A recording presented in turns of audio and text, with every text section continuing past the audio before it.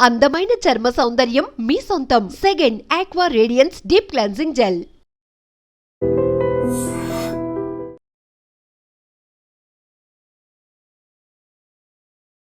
డబ్బు ఎంతటి పాపిస్టి పనినైనా చేయిస్తుంది అని చెప్పడానికి గతంలో అనేక ఘటనలు మనం చూసాం.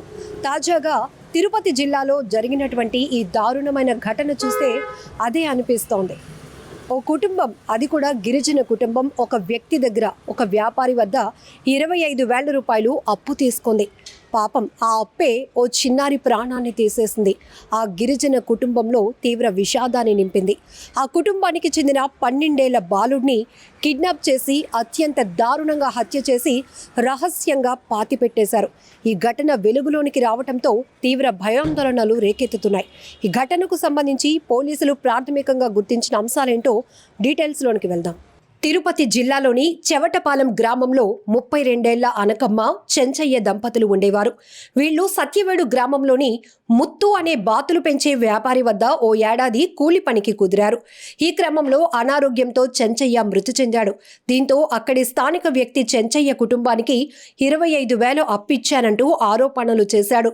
దీంతో ఆ వ్యాపారి ముత్తు అప్పు తీర్చేందుకు డబ్బులు ఇస్తానని హామీ ఇచ్చాడు. కానీ దీనికి ఒక షరతు పెట్టాడు. ఆ కుటుంబం అప్పు తీర్చే వరకు తన వద్ద పని చేయాలని చెప్పాడు. దీనికి అనకమ్మ కూడా ఒప్పుకుంది. ఇందుకోసం తన 12 ఏళ్ల కొడుకుతో పాటు ఆమె ఆ ముత్తు వద్దే పని చేసింది. వాళ్లతో ముత్తు ఎక్కువగా పని చేయించుకునేవాడు. కొన్ని రోజులకే ఆ పని చాలా కష్టంగా మారిపోయింది. దీంతో అనకమ్మ ఎక్కువ జీతం ఇవ్వాలని ముత్తుని అడిగింది. కానీ అతడు అందుకు ఒప్పుకోలేదు. మమ్మల్ని వదిలేయాలని ఆమె వేడుకోగా అతడు తనకు 45,000 కట్టాలని డిమాండ్ చేశాడు. అంత మొత్తం ఒకేసారి కట్టే స్తోమత వాళ్ళ దగ్గర లేదు. దీంతో ముత్తు మరో షరతు పెట్టాడు. ఆ అప్పు తీర్చే వరకు అనకమ్మ కొడుకుని తన వద్దే పెట్టుకుని పని చేయించుకుంటానని చెప్పాడు. దీనికి కూడా అనకమ్మ ఒప్పుకుంది. దీంతో ముత్తు ఆ బాలుడితో ఎక్కువసేపు పని చేయించుకునేవాడు. కానీ ఎలాగైనా ఆ అప్పు తీర్చి తన కొడుకుని ఆ వ్యాపారి నుంచి తీసుకురావాలని అనకమ్మ అనుకుంటుంది. ముత్తు ఫోన్ నుంచి కూడా ఆ బాలుడు ఫోన్ చేసి తన బాధ గురించి తల్లికి చెప్తూ ఉండేవాడు. పని చాలా కష్టంగా ఉందని, ఎక్కువ గంటల పాటు పని చేయిస్తున్నారని ఆవేదనగా చెప్పుకునేవాడు. చివరిగా ఏప్రిల్ 15న ఆ బాలుడు తల్లి అనకమ్మకు ఫోన్ చేశాడు. తర్వాత బాలుడు తల్లికి ఫోన్ చేయలేదు.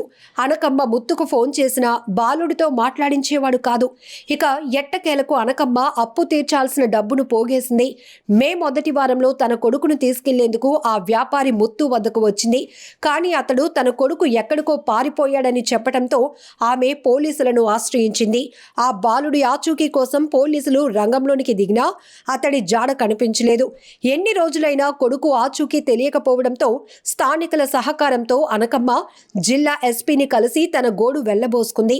కేసును సీరియస్ గా తీసుకున్న ఎస్పీ దీనిపై మరింత లోతుగా దర్యాప్తు చేయాలని పోలీసులను ఆదేశించారు.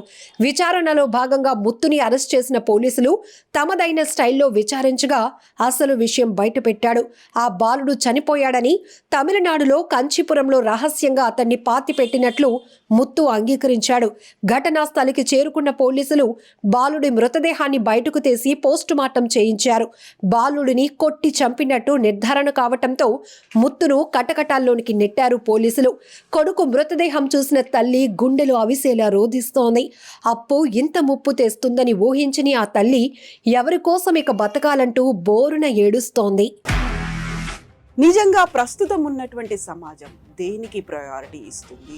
ఆర్థిక సంబంధాల చుట్టూ మాత్రమే తిరుగుతుంది.